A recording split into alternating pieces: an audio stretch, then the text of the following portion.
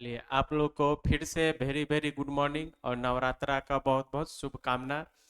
चलिए हम लोग आज बिहार बोर्ड इंटर परीक्षा के लिए आर्ट्स विषय में हम लोग आज गृह विज्ञान यानी होम साइंस का के बारे में पढ़ेंगे। इसका जो पहला चैप्टर है कार्य आजीविका तथा जीविका, यह पहला चैप्टर है। इसके बारे में हम लोग आज गृह विज्ञान यानी होम साइंस का पहला चैप्टर आज पढ़ेंगे। सबसे पहले हम लोग देखते हैं कि गृह विज्ञान यानी होम साइंस के जनक कौन है, यानी होम साइंस के पिता कौन है। तो होम साइंस के जो जनक है, होम साइंस के जनक जो है वह एक जर्मन रसायन शास्त्री थे। कौन थे? एक जर्मन रसायन शास्त्री थे जिनका नाम था जस्टिस फ्रीहर वॉन लिबिग। का नाम क्या था? जस्टिस फ्रीहर वॉन लिबिग, जिन्होंने सबसे पहले सर्वप्रथम गृह विज्ञान के बारे में सुझाया था, बताया था कि गृह विज्ञान भी एक विषय है। और ये मूल रूप से जर्मनी के रहने वाले थे और एक रसायन शास्त्री थे। गृह विज्ञान का एक और नाम है जिसे हम बोलते हैं गृह अर्थशास्त्र। क्या बोलते हैं? गृह अर्थशास्त्र यानी होम इकोनॉमिक्स। एक अर्थशास्त्र हम लोग का अलग सब्जेक्ट है और दूसरा दूसरा जो होम साइंस यानी गृह विज्ञान का एक जो दूसरा एक और नाम है वो क्या है? गृह अर्थशास्त्र यानी होम इकोनॉमिक्स। क्या है? Home economics. तो ये देख लिए कि गृह विज्ञान के जो है सो जनक कौन है। तो जर्मन रसायन शास्त्री जस्टिस फ्रीहर वॉन लिविग।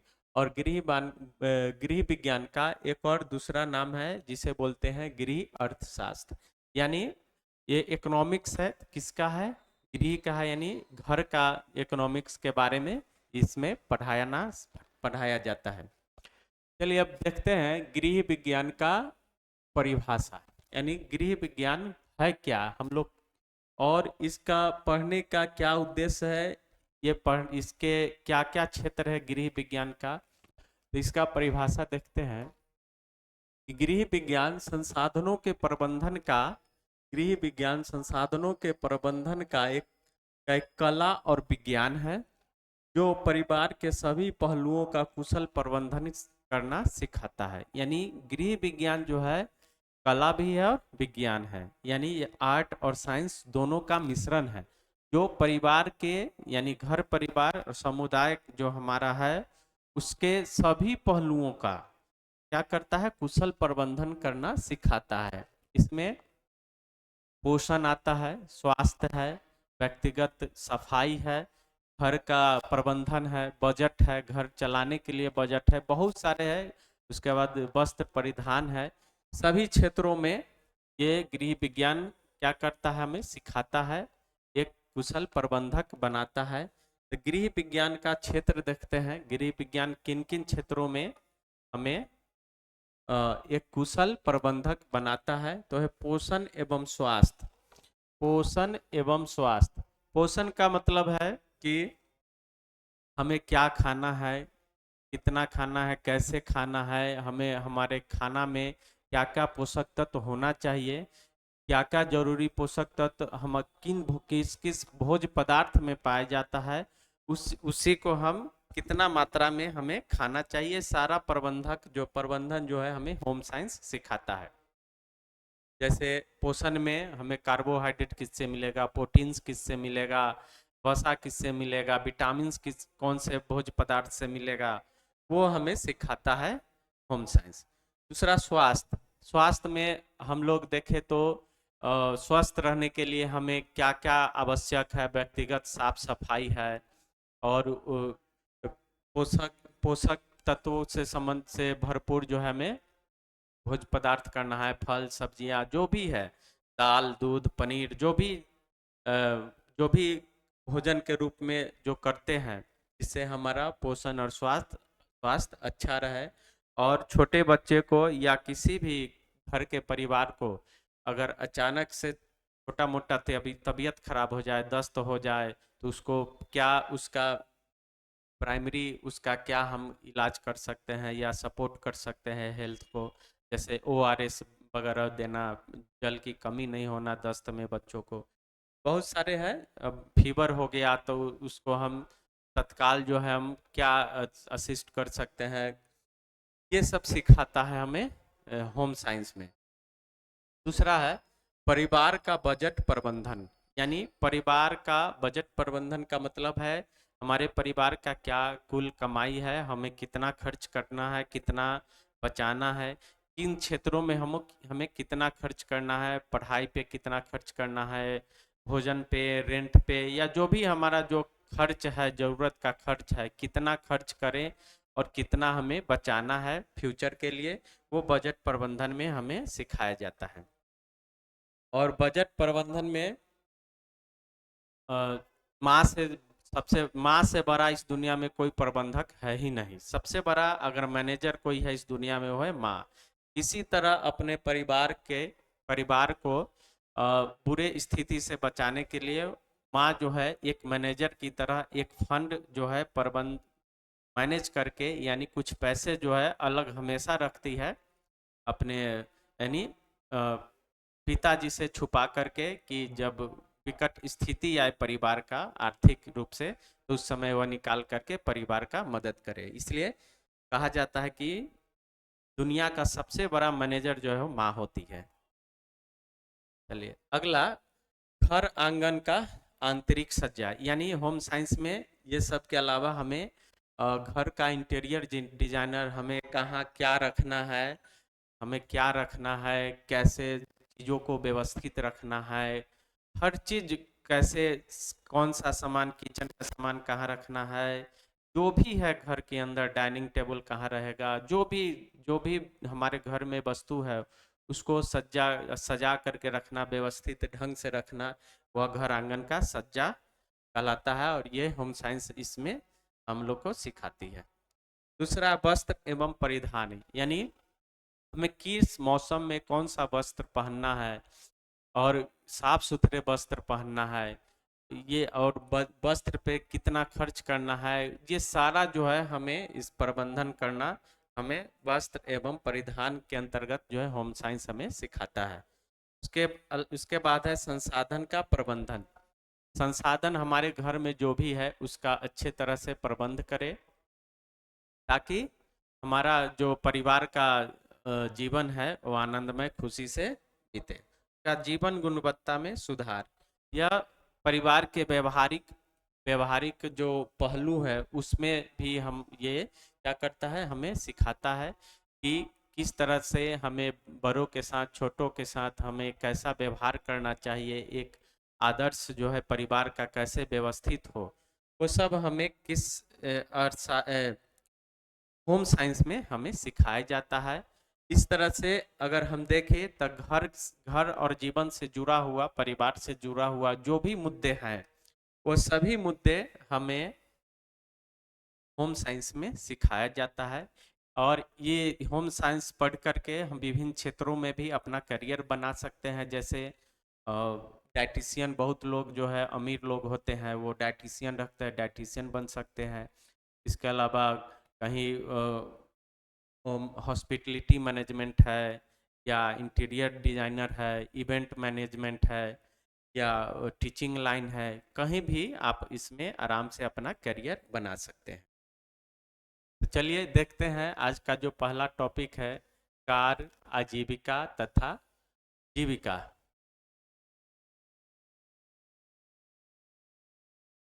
इससे पहले आप लोग को बता दें कि अभी तक अगर आप लोग हमारे ग्लोबल स्टडीज चैनल को सब्सक्राइब नहीं किए हैं तो सब्सक्राइब कर ले। और ये बिहार बोर्ड मैट्रिक और इंटर का सुपर क्रैश हम लोग चला रहे हैं यूट्यूब पे। आप लोग रेगुलर पढ़े, हमारे वीडियो से आप लोग रेगुलर पढ़ करके अपना जो है सो तैयारी को अच्छा करें। तो हमारे चैनल को सब्सक्राइब कर दीजिए, अपने दोस्तों के साथ शेयर कीजिए और लाइक कर दीजिए। चलिए पहला है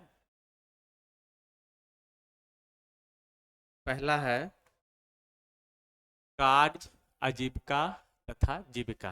पहले तीनों के बारे में देखते हैं कि कार्य क्या है, आजीविका क्या है और जीविका क्या है। देखिए कार्य क्या है, कार्य यानी वर्क, कार्य मतलब वर्क, जो हम काम करते हैं उसके उसके बारे में बता रहे हैं कि जैसे कि कोई काम हम करते हैं तो कोई भी एक्टिविटी जो हमारे कोई भी एक्टिविटी हम करते हैं वो जो हमारे ज़रूरत को पूरा करने के लिए हम किसी उद्देश्य के लिए करते हैं। जैसे देखें कि वह गतिविधि जो किसी उद्देश्य की पूर्ति के लिए की जाती है कार्य कहलाता है। जैसे इसका उद्देश्य हो सकता है पैसा कमाना, हो सकता है आत्मसंतुष्टि, हो सकता है दूसरों को हेल्प करना, हो सकता है या बहुत सारे जो कोई भी उद्देश्य हो सकता है। इसके लिए हम जो भी कार्य करते हैं तो वह क्या कहलाता है, कोई भी गतिविधि करते हैं वो क्या कहलाता है, कार्य कहलाता है। तो ये खुद से भी होता है, खुद के लिए भी होता है और दूसरे के लिए भी यह गतिविधि की जाती हो कार्य कहलाता है। कार्य से व्यक्ति नए संबंध स्थापित करता है एवं खुद की पहचान बनाता है। काम करके ही कोई आदमी खुद का पहचान इस दुनिया में, अपने समाज में, घर परिवार में, संबंध में अपना नाम रोशन करता है। कार्य कार्य करके ही वह अपने उद्देश्यों की पूर्ति कर पाता है। किसी भी कार्य को करने हेतु व्यक्ति को कौशल और प्रतिभाओं की आवश्यकता होती है। जाहिर सी बात है, अगर हम कोई काम करते हैं, अगर हम लैब टेक्नीशियन है तो हमें उसका लैब टेक्नीशियन का जानकारी होगा तभी हम कर सकते हैं। तो कोई मजदूर है जो टेंट बांधता है, अगर उसको उसकी जानकारी होगा तभी वो कर सकता है। कोई शेफ है खाना बनाता है तो उसको खाना बनाने आना चाहिए, यानी वह गुण उसमें, वह वह जो है प्रतिभा, कौशल और प्रतिभा होना चाहिए तभी हम काम कर सकते हैं। ठीक है, तो वर्क यानी कार्य क्या है, तो अपने उद्देश्यों की पूर्ति के लिए जब कोई गतिविधि करते हैं तो वह कार्य कहलाता है। और कार्य करने के लिए हमें क्या क्या जरूरत है, कौशल और प्रतिभा। यानी कौशल यानी स्किल चाहिए और प्रतिभा यानी उसमें टैलेंट होना चाहिए, यानी काम करने का जो टैलेंट है वो होना चाहिए। ये दोनों होना चाहिए, स्किल और टैलेंट, ये दोनों होना चाहिए। ठीक है, अब अगला है कार्य का उद्देश्य। बोले कार्य का कोई ना कोई उद्देश्य होता है, बिना उद्देश्य के दुनिया में कोई भी कार्य किया ही नहीं जा सकता। तो पहला जो उद्देश्य है वो है धन अर्जित करना। क्या है, धन अर्जित, यानी यह इकोनॉमिक रूप से यह इकोनॉमिक दृष्टिकोण से है कि हमें पैसा कमाना है इसलिए काम करते हैं। जाहिर बात है, दुनिया के सभी लोग अपने आजीविका चलाने के लिए, जीवन को चलाने के लिए कार्य करते हैं जिससे उन्हें पैसा मिले, उससे अपना जीवन को चलाए। पहला सबसे प्रमुख जो उद्देश्य है कार्य करने का वह है धन अर्जित करना। धन अर्जित करना, धन का भी फिर खर्च करते हैं हम, खाना पर यानी भोजन पर खर्च करते हैं, कपड़ा पर, शिक्षा पर, स्वास्थ्य पर, इन सब क्षेत्रों में हम जो है उस धन का खर्च करके अपना जीवन को सुगम बनाते हैं। दूसरा है आत्मनिर्भर बनना। कार्य करने से क्या होता है कि एक तो पहला उद्देश्य हो गया कि धन का अर्जित करना, दूसरा उद्देश्य हो गया आत्मनिर्भर बनना। तो कार्य से व्यक्ति समाज में पहचान बनाती है और कार्य को अच्छी तरह करने से व्यक्ति को खुद खुद को विकसित कर सकता है। आत्मनिर्भर यानी जब हम कोई धीरे धीरे कार्य जब कोई सीखता है तो फिर उससे और उसमें स्किल उसका बढ़ता है और उसका स्किल बढ़ता है, बढ़ते बढ़ते जब उसमें पूरी तरह से काम को करना सीख जाता है, पूरी तरह वह में प्रोफेशनली तरीके से काम करना एकदम 100% जब सीख जाता है तो वो उसका जो है क्या, वह अपने आप को वह आत्मनिर्भर बना लेता है कि अब मैं भी काम कर सकता हूँ खुद के बल पर और खुद का जो हमारा जो उद्देश्य है उसे हम पूरा कर सकते हैं। तो आत्मनिर्भर भी बनाता है हमें वर्क। और तीसरा है कर्तव्य यानी योगदान। कर्तव्य यानी हमारा काम करना जो है, किसी उद्देश्य को पूर्ति करने के लिए कार्य करना ही पड़ता है जो हमारा जीवन का कर्तव्य है और होना भी चाहिए। सभी कार्य का उद्देश्य सिर्फ धन कमाना नहीं नहीं होता है, बल्कि कई कार्यों अपने कर्तव्य के रूप में में भी होते हैं। जैसे देखिए यहाँ पे बड़ा अच्छा है, माँ का उदाहरण दिया गया है। माँ जो घर में अपने बच्चों के लिए, परिवार के लिए जितना कार्य करती है, जितना मेहनत करती है सुबह से शाम तक, वह धन कमाने के लिए नहीं करती है, वह आत्मनिर्भर होने के लिए भी नहीं करती है। वह जो है क्यों करती है, तो अपने परिवार और बच्चे को अच्छे भविष्य के लिए, उसको अच्छे से पालन पोषण के लिए करती है। यानी यहाँ हो गया, वह दूसरा नहीं कर सकते, मतलब अपने बच्चे और परिवार के लिए ही करते। इसमें न तो धन का अर्जन है, न ही आत्मनिर्भरता बनने की कोई बात है। जैसे देखिए माँ का योगदान, माँ घर के सभी कार्य संभालती है। अभी बोले भी हैं कि दुनिया का सबसे बड़ा मैनेजर यानी प्रबंधक जो है वह माँ है। चाहे बिल बिल गेट्स हो या कोई भी, मार्क जुकरबर्ग हो, अपने क्षेत्र में बहुत बड़ा है वो, बहुत दुनिया का सबसे बड़ा कंपनियों का वो है, सीईओ है। लेकिन उसके वो भी अपने घर में जो है, उसके घर में भी उसकी माँ ही उसके लिए सर्वोपरि है। इसलिए दुनिया का सबसे बड़ा मैनेजर जो है माँ होती है। चलिए अब आगे देखते हैं।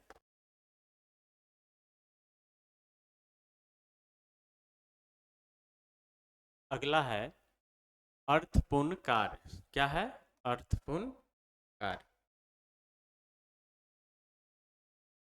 अर्थपूर्ण कार्य ऐसा कोई भी कार्य जो समाज के लिए उपयोगी हो, है ना, समाज के लिए उपयोग हो। अर्थपूर्ण कार्य का मतलब का उपयोग हो और सकारात्मक उपयोग हो, नकारात्मक नहीं। ऐसा काम करे कि जिससे समाज के लिए उपयोगी हो, हमारे जो समाज में हमारा जो अ, आने वाला जनरेशन है उसके लिए उपयोगी हो, वह अर्थपूर्ण कार्य कहलाता है।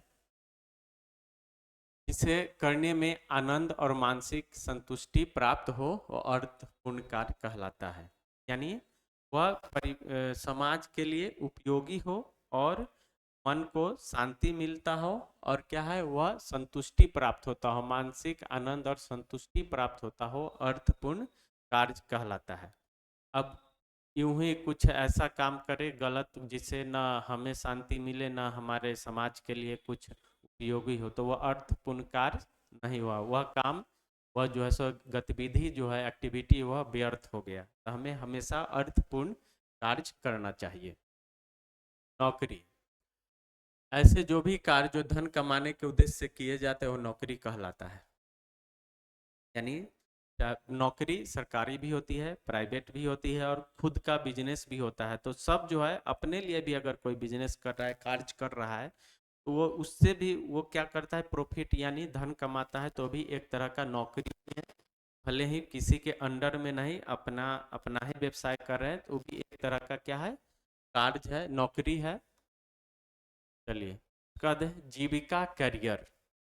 यानी जीविका करियर का मतलब है कि इससे होम साइंस यानी गृह विज्ञान के अंतर्गत जो है, जीविका के लिए एक करियर का क्षेत्र है। से देखिए जीविका का मतलब उस व्यवसाय से जिससे कोई व्यक्ति अपनी जरूरत को पूरा करता है, यानी और अपनी जीवन शैली, लाइफ स्टाइल को बनाए रखता है। और किसी व्यक्ति की जीविका करियर में उसके पसंद का व्यवसाय होता है। करियर का मतलब होता है कि पूछा जाता है कि तुम किस क्षेत्र में करियर अपना बनाओगे, यानी तुम्हें कौन सा क्षेत्र पसंद है जिसमें तुम काम करना चाहोगे, चाहे वो बिजनेस हो, प्राइवेट जॉब हो या सरकारी जॉब। तो जीविका वही है, यानी अपना जो जरूरत, यानी उस व्यवसाय से है, उस व्यवसाय से है जिसके द्वारा कोई व्यक्ति अपनी जरूरत को पूरा करता है, जरूरत को पूरा करता है। आप उसका जो जीवन स्तर है और जीवन शैली है उसको बनाए रखने के लिए वह क्या करता है, वह जीविका यानी कार्य करता है, बनाए रखता है। किसी व्यक्ति की जीविका करियर में उसके पसंद का व्यवसाय होता है, यानी एक तरह से यह बिजनेस ओरिएंटेड होता है और वह उसका पसंदीदा वर्क होता है। करियर में कोई निश्चित आय इनकम नहीं होता है, करियर में कोई निश्चित आय इनकम नहीं होता है। जैसे अगर कोई सरकारी जॉब में है तो उसका उसका जो मंथली इनकम है वह लिमिट है, निश्चित है कि हर मंथ इतना मिलेगा। लेकिन जो करियर है, जो व्यवसाय है, बिजनेस है, उसमें हो सकता है आपको बहुत सारा प्रॉफिट हो जाए, किसी महीने या किसी साल प्रॉफिट हो ही नहीं, कभी जो है इसमें घाटा ही हो जाए। तो इसमें क्या है कि कोई निश्चित इनकम नहीं होती है। नौकरी तथा करियर में अंतर, ये समझने के लिए बहुत ही अच्छा है कि नौकरी क्या है और करियर क्या है। देखिए, करियर में व्यक्ति अपने सपनों को पूरा करता है, जबकि नौकरी में व्यक्ति अपने मालिक या कंपनी के सपने को पूरा करता है। बहुत बड़ा अंतर है करियर और नौकरी में। करियर खुद के लिए किया जाता है, नौकरी दूसरों के लिए किया जाता है। यानी नौकरी एज ए एम्प्लॉय दूसरे के अंडर में काम करते हैं और उस काम के बदले हमें जो सैलरी या पगार मिलती है वो जो ऑनर होता है, या गवर्नमेंट हो या प्राइवेट है, उससे हमें सैलरी के रूप में मिलता है और वह जो है निश्चित होती है। जबकि करियर जो है वो खुद का व्यवसाय और बिजनेस है, जिसमें आप खुद का मालिक है, खुद का मर्जी के मालिक है। आप इसमें बहुत बहुत आगे बढ़ सकते हैं, या अच्छे तरीका से अगर नहीं किए तो इसमें घाटा भी लगता है, और बहुत आप अच्छे से अगर काम कर रहे हैं, बिजनेस कर रहे हैं, तो इसमें आप बहुत आगे बढ़ भी सकते हैं।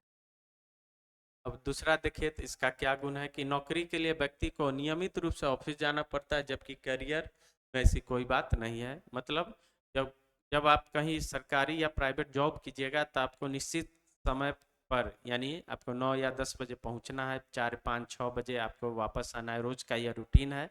और मंथली यानी मंथ लगने पर, महीना के बाद आपको एक निश्चित रकम सैलरी के रूप में मिलती है। जबकि करियर में ऐसा नहीं है। आप करियर में आप मर्जी है तो आप रात में भी कर सकते हैं, दिन में भी कर सकते हैं, रात दिन भी कर सकते हैं, सुबह में भी कर सकते हैं। जरूरत के अनुसार आपका समय बदलते रहता है।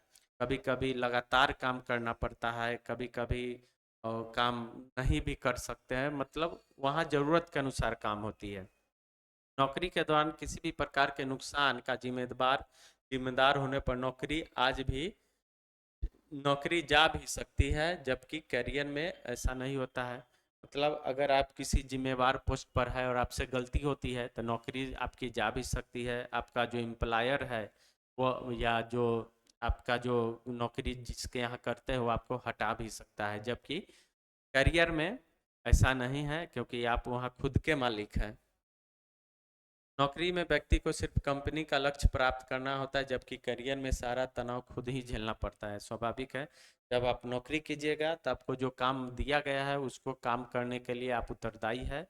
बाकी कंपनी या मालिक को क्या हुआ, घाटा हुआ कि फायदा हुआ, उससे आपको कोई मतलब नहीं है। जबकि करियर में आपको सारे सारे जिम्मेवारी, सारा लाइबिलिटी और सारा जो टेंशन तनाव है पूरे वर्क का, वो आपको सहना पड़ता है, और पूरे प्रबंधन करते हुए, मैनेज करते हुए आपको आगे बढ़ना होता है। देखते हैं आगे क्या है। भारत में परंपरागत व्यवसाय, यानी व्यवसाय व्यवसाय है यहाँ, यानी बिजनेस। परंपरागत परंपरागत मतलब जो पुराने समय से, सदियों से आ रहा है, उसमें क्या है। परंपरागत व्यवसाय में क्या है, तब सबसे पहला तो कृषि है। भारत एक कृषि प्रधान देश है, और इसी से हमारा जो भोजन संबंधी आवश्यकता है आज भी पूरा हो रहा है। सदियों पहले भी पूरा हो रही थी, आज भी हो रहा है और भविष्य में भी होगा। तो सबसे पहला जो पारंपरिक व्यवसाय है हमारा, वह क्या है, कृषि है। दूसरा, भारतीय पार्क प्रणाली तथा मसाले, यानी मसाला। पार्क प्रणाली तथा मसाला का मतलब है कि यह बिजनेस है। जैसे कि मसाला, जैसे कि जब ब्रिटिश काल में, जब ये वास्को डी गामा भारत आया था, तो वो मसाला के व्यापार करने के लिए वो मुख्य रूप से आया था। लेकिन बाद में क्या हुआ कि वह धीरे धीरे यहाँ पे अपना साम्राज्य ब्रिटिश जो है स्थापित करके भारत पर राज करने लगा। तो पार्क प्रणाली और मसाले, यानी ये भी जो है वस्तुओं के लेन देन यानी एक्सपोर्ट इंपोर्ट से है, वस्तुओं के खरीद बिक्री से है, ये भी एक व्यवसाय का रूप है। तीसरा है मछली पकड़ना। मछली पकड़ना यह भी परंपरागत व्यवसाय है। या तटीय क्षेत्रों में, तटीय राज्यों में मछुआरों के द्वारा मछली को समुद्रों से पकड़ करके फिर उसको व्यावसायिक तौर पर उसको बेचा जाता है, उससे आर्थिक आमदनी की जाती है, भी परंपरा से चली आ रही जो आज भी है। हस्तशिल्प। हस्तशिल्प यानी हस्तशिल्प का मतलब है कि जो हाथ से कढ़ाई करके बनाएगा विभिन्न प्रकार के वस्तु, ये भी परंपरागत व्यवसाय में है। बुनाई। बुनाई कपड़ों का बुनाई, स्वेटर का बुनाई, जो स्वेटर ऊन काटा से बिना जाता है, बहुत सारा है। कालीन, चट, दरी, ये सब जो भी है वो बुनाई में आता है। उसका चित्रकला।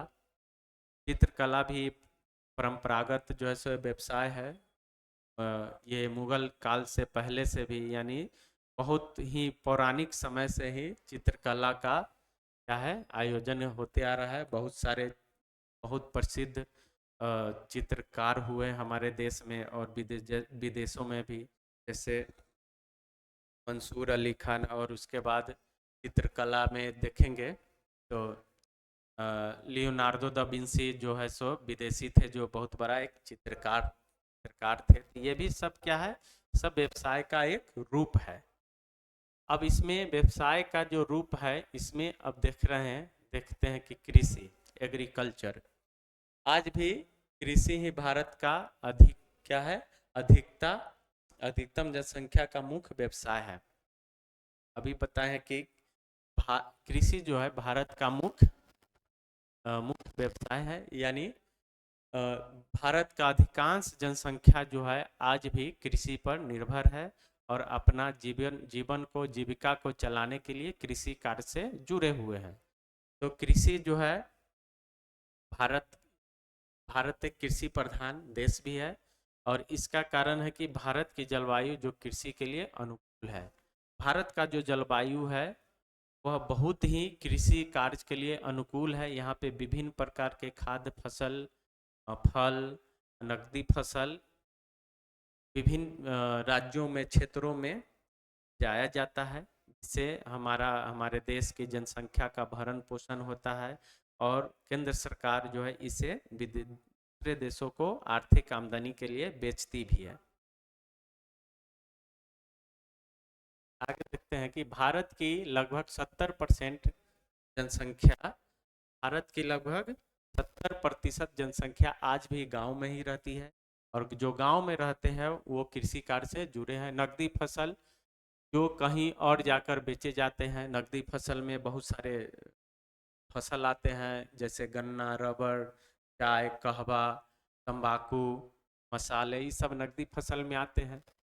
आर्थिक महत्व की फसलें हैं, तो भी समझिए तो नकदी फसल ही है। भारत विश्व में काजू, नारियल, अदरक, काली मिर्च तथा हल्दी आदि का सबसे बड़ा उत्पादक है। इसका काजू का, नारियल का, अदरक का, काली मिर्च तथा हल्दी का पूरे दुनिया में सबसे बड़ा उत्पादक है। इन सभी उत्पादों का कौन, भारत सबसे बड़ा उत्पादक है। अब देखते हैं हस्तशिल्प। हस्तशिल्प वर्तमान समय में देश के साथ साथ विदेशों में भी भारतीय हस्तशिल्प उत्पादों की बहुत मांग है। जो हाथ से कढ़ाई करके, बुन करके जो सुंदर सुंदर वस्तु बनाई जाती है, उसकी डिमांड आज भी है। वह अंग्रेजी शासन से पहले से भी मांग रही है। भारतीय हस्तशिल्प जो विभिन्न प्रकार के खूबसूरत वस्तु बनाई जाती है वो आज भी है। इसी कारण विभिन्न प्रकार की हस्तशिल्प कला, जैसे कि आभूषण बनाना, मिट्टी के बर्तन, बुनाई, रंगाई, हाथी दांत, कांच की चूड़ियां, मूर्ति कला, लोहे और मिट्टी की वस्तुएं, दरी, कारपेट इत्यादि ग्रामीण जनता की आजीविका का मुख्य साधन बन गया है। लेकिन अब इन सबों में अब थोड़ा मशीनीकरण, यानी जब से औद्योगिकरण हुआ है, इसमें थोड़ा सा क्या हुआ, कमी आई है हस्तशिल्प में, क्योंकि अब ये सारे काम मशीनों के द्वारा ऑटोमेटिक की जाती है। अगला है बुनाई।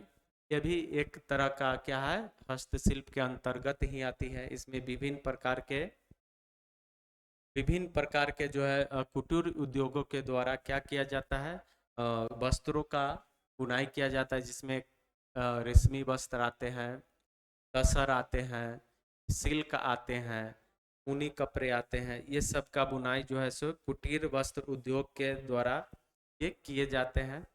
भारत विश्व का एकमात्र ऐसा देश है जहाँ राज्य अपने विशिष्ट वस्त्र होते हैं, यानी हर राज्य का अपना अपना एक अपना अपना राज्य के महत्व का एक विशिष्ट वस्त्र होते हैं। जैसे पूर्वोत्तर राज्य में जाइएगा तो वहाँ का परिधान कुछ और है, कश्मीर में जाइएगा तो वहाँ का कुछ और है, साउथ में जाइएगा उधर का परिधान कुछ और है, हिंदी भाषी राज्यों में जाइएगा तो वहाँ का पहनावा कुछ और है, पंजाब में कुछ और है। इस तरह से सभी राज्यों का यानी सभी क्षेत्रों का अलग अलग क्या है, पहनावा है, कल्चर है। उस हिसाब से ये कुटीर कुटीर वस्त्र उद्योग जो है इसमें अपना बहुत महत्वपूर्ण भूमिका निभाती है वस्तुकला। वास्तुकला भारत में चित्रकला का प्रचलन हजारों वर्षों से आ रहा है। भारत के अलग अलग राज्यों में वास्तुकला जैसे क्षेत्रीय शैलियाँ देखने को मिलती है, जिसमें इसमें देखेंगे कि इस्लाम यानी मुस्लिम धर्म से संबंधित है, सिख, जैन, ईसाई, हिंदू के अलावा पारसी है, उसके बाद जैन, इसके बाद पारसी हो गया। बहुत सारे जो भी भारत में निवास करते हैं, बौद्ध है, उन सब का वास्तुकला यानी ये धर्म के संस्कृति को दर्शाती है वास्तुकला। इसमें मुख्य रूप से मस्जिद, मंदिर, गिरजाघर, मठ का जो निर्माण की जो कला है वह वास्तुकला कहलाती है। आगे देखते हैं, भारत में अपने व्यंजनों की विविधता तथा मसालों को लेकर पूरे विश्व में प्रसिद्ध है। भी बताया कि मसाले के लिए भारत जो है पूरे विश्व में प्रसिद्ध रहा है।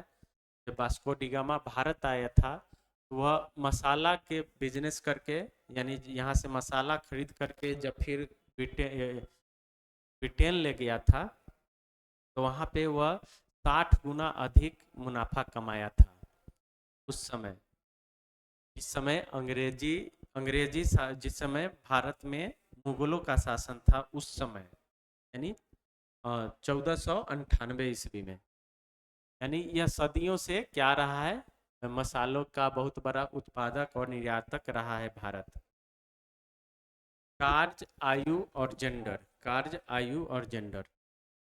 कार्य समझे हैं, आयु विभिन्न एज ग्रुप होता है, और जेंडर इसमें महिला पुरुष कोई भी इसमें आते हैं जेंडर में। तो लिंग और जेंडर को अक्सर एक ही अर्थ में प्रयोग किया जाता है, किंतु इसका वास्तविक अर्थ काफ़ी अलग है।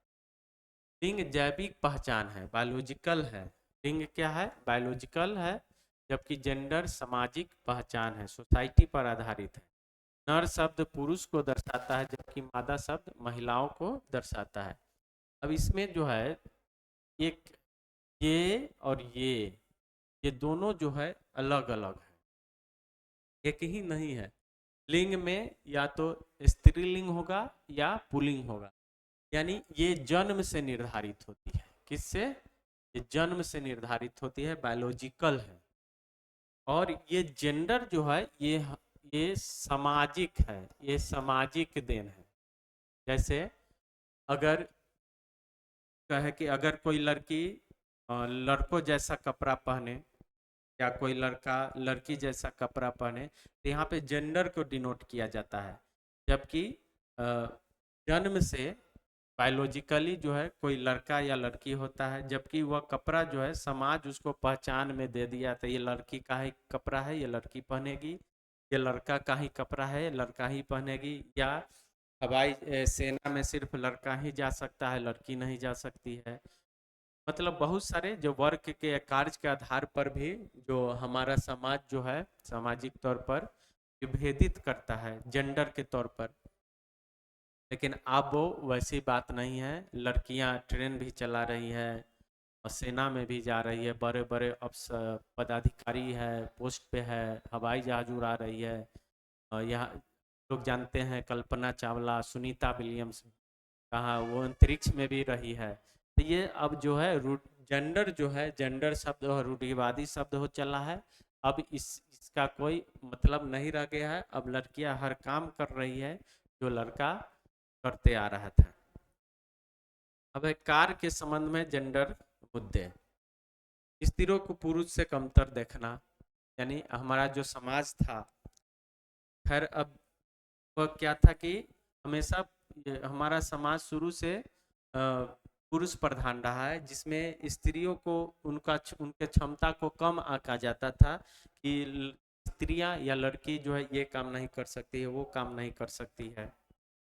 समान वेतन ना मिलना, कार्य कार्य कार्य का नेचर समान है, काम भी एक ही जैसा है, फिर भी भेदभाव किया जाता है कि लड़कियों को इतना कम सैलरी दे, कम पैसा दे।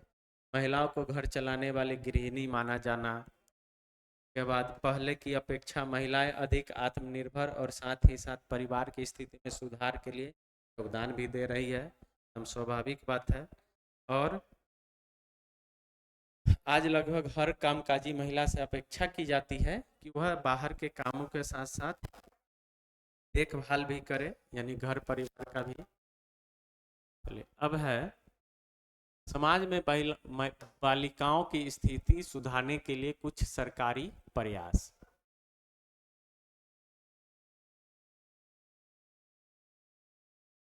पहला जो प्रयास है वह कस्तूरबा गांधी बालिका विद्यालय, और दूसरा जो है बेटी बचाओ बेटी पढ़ाओ, ये जो अभियान चला गया है केंद्र सरकार के द्वारा, यह मुख्य रूप से बालिकाओं को अपने करियर में, अपने जीवन में आगे बढ़ने के लिए ये सब अभियान चलाई गई है सरकारों के द्वारा, जिसमें कस्तूरबा गांधी बालिका विद्यालय है, जिसमें सिर्फ बालिकाओं का ही एडमिशन होता है। इनके शैक्षणिक स्तर को ऊंचा बढ़ाने के लिए, शैक्षणिक जो गतिविधि है का शैक्षिक स्तर है उसको ऊंचा उठाने के लिए सभी सुविधाओं से लैस जो है कस्तूरबा गांधी बालिका विद्यालय का स्थापना की गई है, महिलाओं के यानी लड़कियों की शिक्षा के लिए।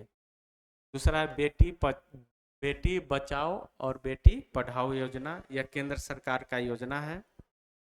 इसमें जो मुख्य रूप से लड़कियों यानी महिलाओं के को भ्रूण हत्या रोकने के लिए और क्या है उसको फिर जितना मर्जी हो से उतना शिक्षा ग्रहण करने दिया जाए, उससे भी शिक्षा का समान अवसर दिया जाए जितना लड़कों को दिया जाता है, ताकि वह भी जो है घर परिवार और देश का नाम रोशन कर सके।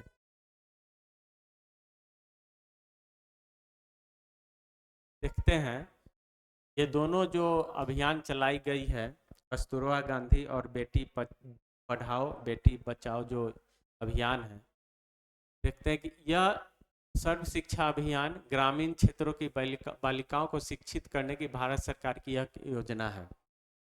ठीक है, अभी बताएं कि यह केंद्र सरकार द्वारा प्रायोजित है, जो बालिकाओं की शिक्षा पर विशेष रूप से ध्यान देती है।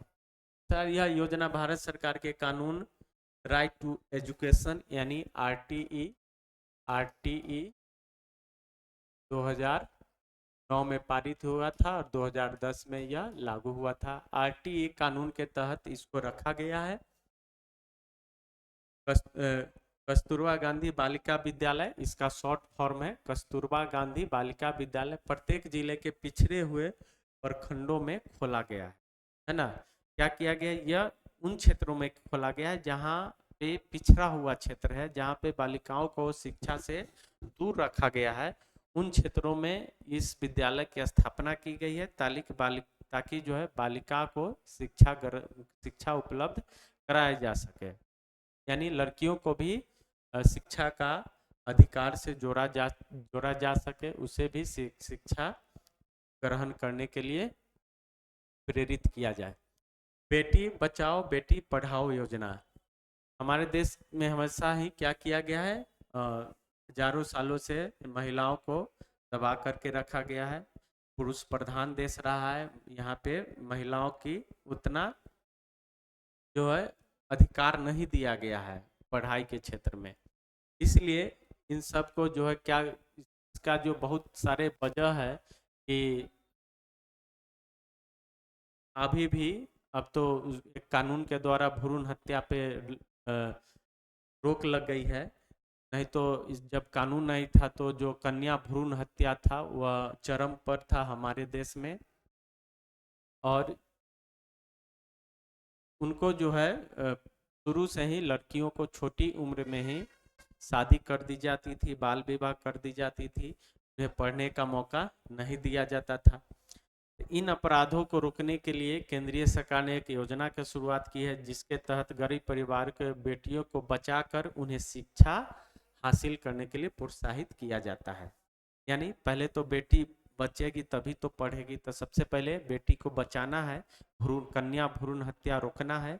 उसके बाद जब उसे बचा लिया जाए, उसके बाद उसको क्या करना है कि वो सही से शिक्षा देना है। और यह जो है यह कार्य सभी माता पिता का परम कर्तव्य होना चाहिए कि जितना लड़कों को शिक्षा का अधिकार है उतना ही लड़कियों यानी बेटी को भी शिक्षा का अधिकार है। अब देखते हैं बेटी बचाओ बेटी पढ़ाओ योजना एक नज़र में क्या है। तो ये जो योजना है इससे क्वेश्चन आएगा, ये बहुत इम्पोर्टेंट है। ये 2015 में ही मोदी के द्वारा लाया गया यह योजना है, इसलिए ये हो सकता है आपके एग्जाम में इससे आए, ऑब्जेक्टिव में आए या सब्जेक्टिव में आए। इस योजना का नाम यानी इस स्कीम का जो नाम है वह बेटी बचाओ बेटी पढ़ाओ योजना है।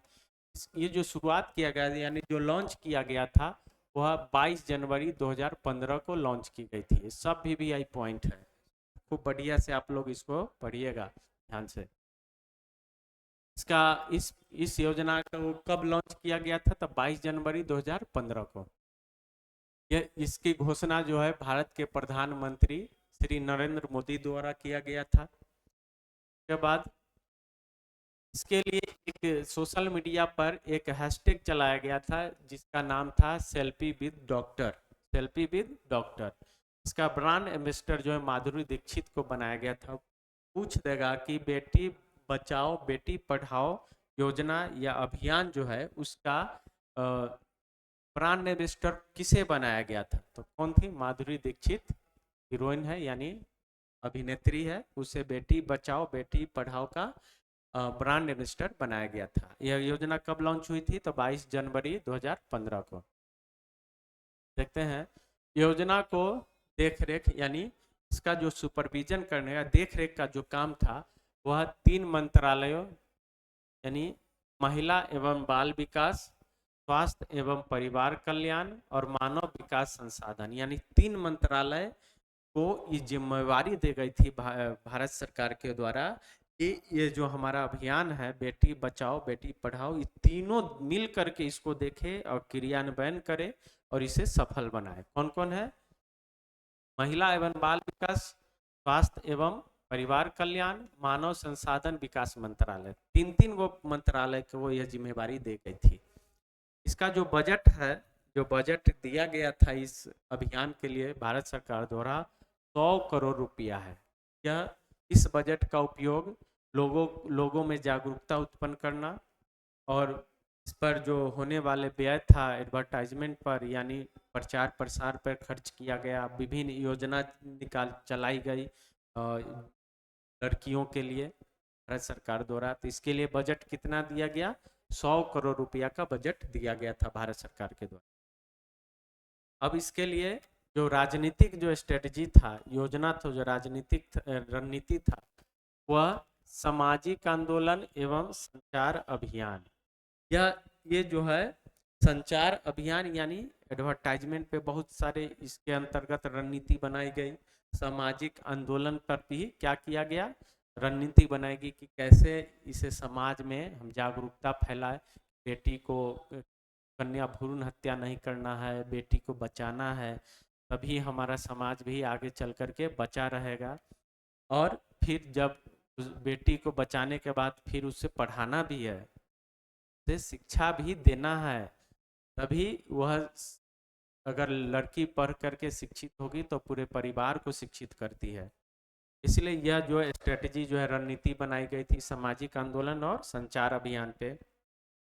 और इसका जो लाभार्थी था यानी एक जो बेनिफिशियरी था, इसे सबसे जो लाभ इससे किसे मिला, केवल छोटी बच्चियों, क्योंकि ये छोटी बच्चियों को केंद्र करके यह अभियान चलाया गया था कि बच्ची को बचाना है और इसे पढ़ाना भी है। और यह भारत सरकार का यह ड्रीम प्रोजेक्ट था, जिसे 22 जनवरी 2015 को लॉन्च किया गया था भारत के प्रधानमंत्री नरेंद्र मोदी। अब योजना की विशेषता क्या है सो देखते हैं। बेटियों की सुरक्षा और शिक्षा के लिए लोगों को प्रोत्साहित करना, पैसे की निकासी, इसमें जो है सो बहुत सारे स्कीम्स भी आए हैं भारत सरकार के द्वारा बेटियों के लिए। स्कूल की फीस नहीं देनी होगी, यह भी एक योजना की स्कीम के अंतर्गत रखा गया कि अगर लड़की पढ़ती है तो उस फी को माफ कर दिया जाएगा।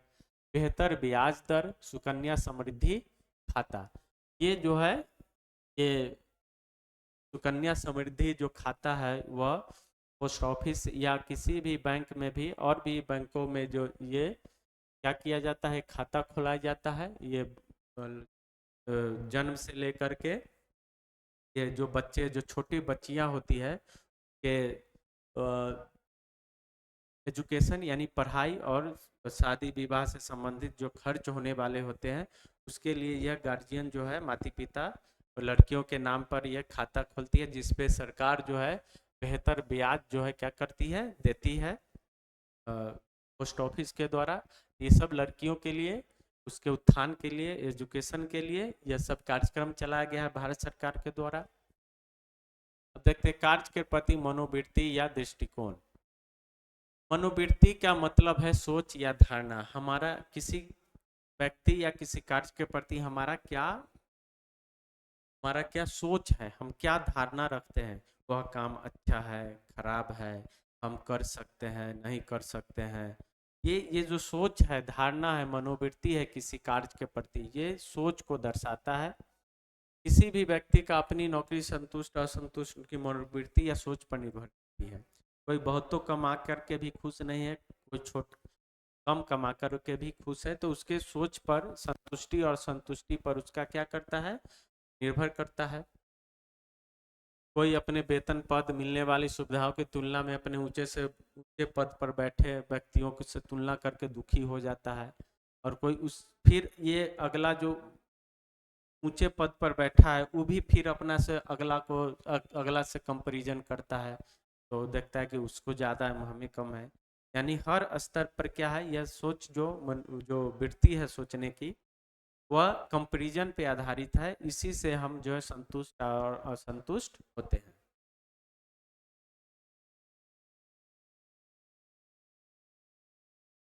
जीवन कौशल क्या है? जीवन कौशल वे क्षमताएं हैं जिन्हें व्यक्ति अनुकूल और सकारात्मक व्यवहार के लिए विकसित करता है तथा जो व्यक्ति को जीवन की दैनिक आवश्यकताओं को अच्छे तरीके से निपटने योग्य बनाते हैं। ये हमें क्या है, जीवन कौशल है, ये सभी लोगों को होना चाहिए। यानी अनुकूल और सकारात्मक व्यवहार विकसित करना और दैनिक आवश्यकताओं को अच्छी तरीके से निपटने योग्य अगर हम बनते हैं तो हमारे अंदर जीवन कौशल है। यानी छोट मोट चीज़ों से घबराना नहीं, विचार स्थायित्व रखना, विचार जो है हमारा स्थिर रखना, जो काम कर रहे शांति मन से और पॉजिटिव होकर के करे, ये जीवन कौशल है। विशेषज्ञों द्वारा पहचाने गए 10 कौशल, विशेषज्ञों द्वारा पहचाने गए 10 कौशल जो जीवन का से जुड़ा है। स्व जागरूकता मतलब सेल्फ यानी खुद से जागरूक होना।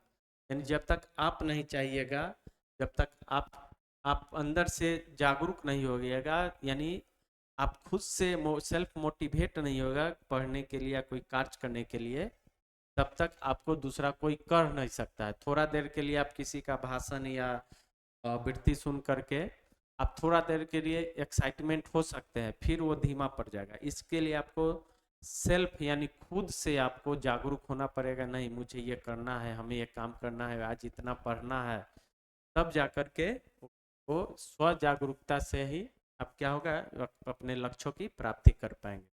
संप्रेषण सहयोग निर्णय लेना, संप्रेषण सहयोग निर्णय लेना यानी निर्णय लेने की जो अपने में जो क्षमता है वह स्व जागरूकता से ही आती है। निर्णय लेना उत्तरदायित्वता, निर्णय लेना यानी खुद से निर्णय लेना भी एक बहुत बड़ा क्या है, क्वालिटी है, पॉजिटिव क्वालिटी है व्यक्ति में। बहुत लोग खुद से निर्णय ले नहीं पाते हैं कि क्या करें नहीं करें, वो दुविधा में पड़े रहते हैं। नहीं तो वो क्या है, गलत कॉन्सेप्ट है माइंड का। निर्णय लेना खुद से और पॉजिटिव और अच्छा निर्णय लेना, ये क्या है, ये हमारे जीवन का कौशल है।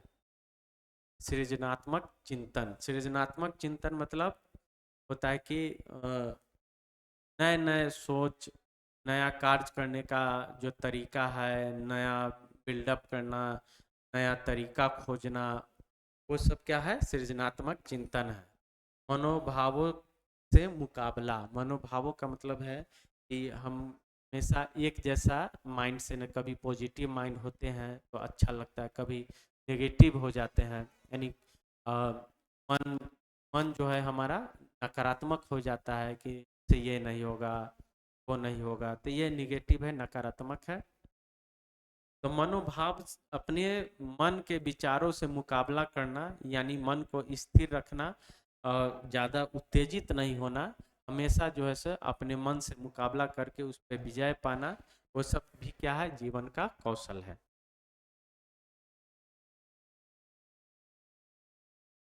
के बाद है तनाव से मुकाबला, ये भी जीवन कौशल है। समस्या सुलझाना जीवन कौशल है। आलोचनात्मक चिंतन करना और हमदर्दी, ये सब जीवन से जुड़ा हुआ कौशल है जो सभी मनुष्यों में होनी चाहिए। और ये जो है ये हमें शिक्षा ग्रहण करके ही करके हो सकती है, आत्मचिंतन करके हो सकती है, और अपने आप को संयमित संयमित रख करके उत्तेजना को कंट्रोल करके ये हम सभी गुणों को अपने जीवन में अपना सकते हैं, जो जीवन का कौशल है।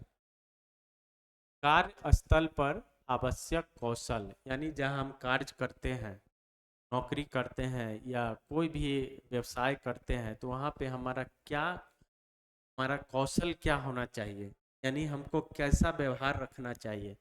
तो क्या है, उत्पादकता पूर्ण कार्य, यानी कार्य जो है पॉजिटिव करे, सकारात्मक रूप से करे, इससे का आउटपुट अच्छा मिले, उसका परिणाम अच्छा हो, ये हमेशा ध्यान रखना चाहिए। दूसरा, प्रभावी ढंग से सीखना, अगर हम पढ़ रहे हैं या कुछ सीख रहे हैं, कोई स्किल सीख रहे हैं, कुछ ट्रेनिंग ले रहे हैं, तो अच्छे तरीका से सीखेंगे, टाल मटोल करके नहीं पढ़ना है, थोड़ा देर ही पढ़ेंगे लेकिन खूब अच्छे प्रभावी ढंग से पढ़ेंगे, हमारे लिए वह अच्छा रहेगा। स्पष्ट संप्रेषण, यानी किसी से बात करते हैं, विचारों का आदान प्रदान यानी बातचीत करते हैं, तो वो जो है स्पष्ट होना चाहिए, यानी लटपटा कर नहीं बोले, यानी स्पष्ट बोले, अपना विचार स्पष्ट रखना चाहिए। कोई कोई होता है कि स्पष्ट बात नहीं करता है, वो कुछ और थोड़ा वो बोलेगा, थोड़ा वो, उससे स्पष्टता नहीं आती है। हाँ मैं ये काम करूँगा, हाँ तो हाँ, ना तो ना, ये स्पष्ट हुआ। पहले मिलजुल कर काम करना, विवेचनात्मक और रचनात्मक सोच, मिलजुल कर काम करना है, टीम वर्क, टीम वर्क में बहुत ही क्षमता होता है, वह आपके कार्यों के उद्देश्यों तक पहुंचाता है टीम वर्क, इसलिए टीम वर्क हमेशा अच्छा होता है। एक टीम बना करके अगर वर्क किया जाए तो उस कार्य को उद्देश्यों तक पहुंचाने में सफलता मिलती है।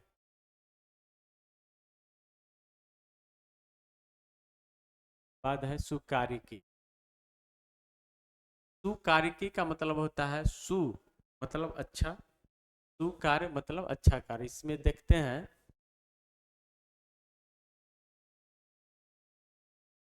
आर्गोमिक्स व्यक्ति तथा उसके द्वारा उपयोग किए जाने उपकरण या मशीनों द्वारा कार्य परिवेश के बीच संबंध का विज्ञान है। सुकार्यकी का अर्थ है कार्यस्थल को कुशल बनाना। कार्यस्थल सु मतलब अच्छा सुंदर, स्थल को कुशल बनाना। अर्गोनॉमिक्स दो ग्रीक शब्द से मिलकर बना है। अर्गो यानी काम, नोमिक्स मतलब प्रकृति का नियम। यानी ये अपने कार्य स्थल को, हम जहाँ कार्य करते हैं उस सही ढंग से सुंदर व्यवस्थित और पॉजिटिविटी लाए वहाँ पे, ऐसा जो है वहाँ का वातावरण बने जिससे काम करने में अच्छा लगे। मनुष्य और मशीन को एक दूसरे का पूरक माना जाता है, या मनुष्य के बिना मशीन नहीं चल सकती और मशीन के बिना मनुष्य का काम नहीं हो सकता, इसलिए इसे क्या माना गया है, पूरक माना गया है। इसके अंतर्गत कार्यस्थल तथा वहाँ उपयोग की जाने वाली मशीनों उपकरणों को इस प्रकार डिजाइन किया जाता है ताकि उन्हें प्रयोग करने वाले व्यक्ति को तनाव और संबंधी स्वास्थ्य संबंधी आवश्यकताओं का सामना ना करना पड़े। यानी मशीन हमारे हमारे लिए अगर साधन है काम करने के लिए, तो ऐसा डिजाइन करना है कि मशीन से हमारे स्वास्थ्य पर कोई परेशानी यानी असर, स्वास्थ्य संबंधी समस्याओं का सामना नहीं करना पड़े, तनाव न हो, डिप्रेशन न हो। इस तरह से मशीनों का डिजाइन करना चाहिए। जैसे उदाहरण देखते, एक व्यक्ति ऐसी कुर्सी पर बैठता है जो श्रम प्रभावी सुरक्षा के मानदंडों के अनुरूप नहीं है। यानी अगर हम ऑफिस में बैठे हैं, कार्य करना है, हमें ऑफिशियल वर्क करना है, फाइल डील करना है, और हम ऐसा कुर्सी पर बैठे जो हमें अच्छा फील नहीं करा रहा हो, तो हम वर्क अच्छा से नहीं कर पाएंगे। इसके लिए आरामदेह यानी जो हमारे शरीर के अनुकूल हो कार्य करने की क्षमता को क्या करता है, बढ़ाता है। सुकार्यकी के क्या लाभ हैं? सुकार्यकी के क्या क्या लाभ हैं? चोट और दुर्घटनाओं को कम करता है। चोट और दुर्घटना को कम करता है। इसमें जो है सो सेफ्टी मैनेजमेंट के अंतर्गत ये आता है। दूसरा, उत्पादकता को बढ़ाता है, यानी अच्छा से काम करेंगे तो उसका परिणाम अच्छा आएगा। दक्षता को बढ़ाता है और दोबारा काम करने की आवश्यकता को कम करता है। खराब स्वास्थ्य के कारण होने वाली अनुपस्थिति को कम करता है। कर्मचारी के मनोबल को भी बढ़ाता है। कार्यकी का क्या है, लाभ है। यानी अपने वर्क प्लेस को अच्छा इन्वायरमेंट में और इन्वायरमेंट बनाना है। उसमें जो हमारा जो भी फर्नीचर है, टेबल कुर्सी या जो भी हमारा मशीनरी है, वो ऐसा व्यवस्थित हो जिसे हमें कोई हानि न पहुँचे और हमें काम करने में सहूलियत हो, जिससे हमारा उत्पादकता बढ़े। उसके बाद है उद्यमिता यानी इंटरप्राइजेज।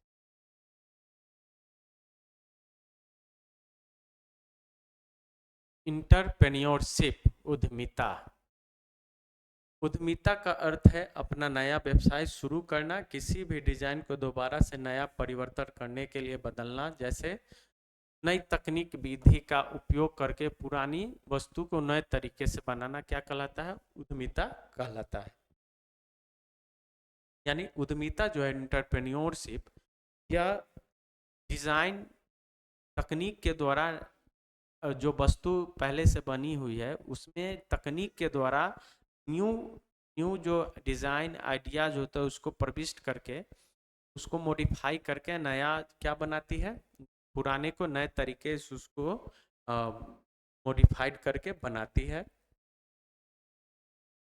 जो नए विचार को वास्तविकता का रूप देने का जोखिम उठा सकता है। यानी उद्यमी वही होता है, उद्यमी यानी व्यवसाय, इंटरप्रेन्योरशिप वही बन सकता है जिसमें रिस्क लेने का क्षमता हो, जो रिस्क उठा सके, यानी जोखिम उठा सके, रिस्क कवर कर, जो जो रिस्क को कवर करना जिसमें हिम्मत है, ये पैसा लगाएंगे डूबेगा तो डूबेगा, डूबेगा तो कोई दिक्कत नहीं, अगर हम सफल होंगे तो हम सब बहुत अच्छे आगे बढ़ जाएंगे। यानी ये रिस्क टेकिंग करने का जो क्षमता होता है वह उद्यमिता में होना चाहिए। उद्यमिता का सबसे बड़ा गुण है कि वह रिस्क टेकर होना चाहिए। किसी भी बिजनेस, धंधा, किसी भी कार्य को करने के लिए जोखिम उठाना पड़ेगा। बिना रिस्क का जीवन में कोई भी काम नहीं है, इसलिए जोखिम उठाना, रिस्क उठाना बहुत जरूरी है एंटरप्रेन्योर बनने के लिए। उद्यमिता का गुण क्या है, यानी क्या क्या इसका गुण है। तो ये कड़ी मेहनत करने की इच्छा, अगर आप में मेहनत करने की इच्छा है, आप में क्षमता है कि हम मेहनत कर सकते हैं, तो आप उद्यमिता बन सकते हैं। जोखिम उठाने का साहस, यानी अगर आप में जोखिम उठाने का साहस है तो आप उद्यमिता बनने के योग्य है, आप बन सकते हैं। ये सब लक्षण है उद्यमिता का, ये सब होना जरूरी है। अगर आप उद्यमी बनना चाहते हैं, अच्छे व्यवसायी बनना चाहते हैं, तो ये सभी लक्षण आप में गुण होना चाहिए। योजना बनाने का ज्ञान और कौशल होना चाहिए, एक साथ कई कार्य को करने की योग्यता होना चाहिए, यानी मैनेजमेंट मैनेजमेंट पावर भी आप में होना चाहिए। तालमेल बनाने की योग्यता होना चाहिए, आप में जो कल आपका जो वर्कर है, स्टाफ है, एम्प्लॉय है, उसके बीच जो है सो तालमेल भी होना चाहिए, न कि लड़ ले, खुद लड़ ले या दूसरा को लड़ा दे। ऐसा नहीं, कुछ दिक्कत हो तो खुद उसमें सहयोग करे। संकट की स्थिति में निपटने की योग्यता, अगर कोई संकट आ जाए तो हार नहीं मानना है, उससे लड़ करके उसको फेस करके संकट से झेल करके आगे बढ़ेंगे, तभी वह उद्यमी अच्छा उद्यमी बनता है और सफल होता है। अच्छे संप्रेषण कौशल, यानी जो बात विचार अच्छा करता हो, जिसका कम्युनिकेशन अच्छा हो, बात करने का विचार स्पष्ट हो, ये सब क्या है, उद्यमिता के लक्षण है। तो ये जो है आज हमारा जो पहला चैप्टर था, जो होम साइंस में गृह विज्ञान के बारे में देखे हैं, कौन कौन सा क्षेत्र है, एक उद्यमिता का क्या क्या लक्षण है। इसका एक पहला जो चैप्टर है, एक परिचय मात्र था, एक ओवरव्यू है होम साइंस का। इसके बाद फिर हम अगला चैप्टर पढ़ेंगे जो होम साइंस के मुख्य टॉपिक पर आधारित होगा, वहाँ से फिर हम अगला चैप्टर फिर पढ़ेंगे। चलिए ठीक है, तो अगला फिर क्लास लेकर हम जल्द मिलेंगे। तब तक के लिए आप लोग को थैंक यू, धन्यवाद, बेस्ट ऑफ लक।